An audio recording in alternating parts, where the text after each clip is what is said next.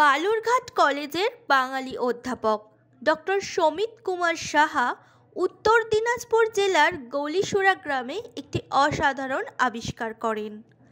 তিনি কবি জগৎ জীবনের মনের ওপর একটি খণ্ডিত পাণ্ডুলিপি খুঁজে পান, যার ফলে তিনি আবিষ্কৃত মনসার পুঁথি জগৎ জীবন বিরচিত পদ্মমঙ্গল নামে একটি বই লেখেন।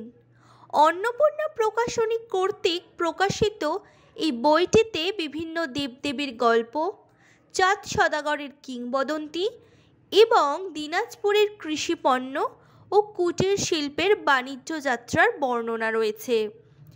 আকর্ষণীয় বিষয় হল পাণ্ডুলিপিতে দিনাজপুরের ধোকরা এবং শাড়ির উল্লেখ রয়েছে, যা 400 বছর আগের।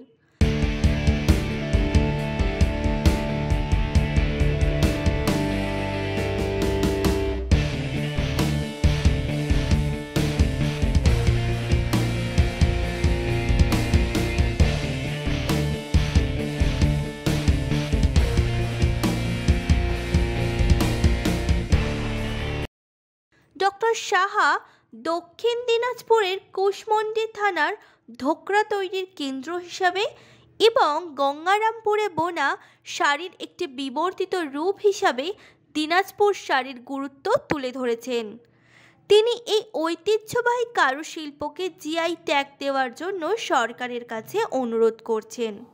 ডাক্তার সাহার আবিষ্কার দিনাজপুরের সাংস্কৃতিক ঐতিহ্যের ওপর নতুন আলোকপাত করে এবং তার এই বইটি অঞ্চলের সমৃদ্ধ ইতিহাসের সাক্ষী। নিজস্ব সংবাদদাতা সংবাদ শিরোনাম।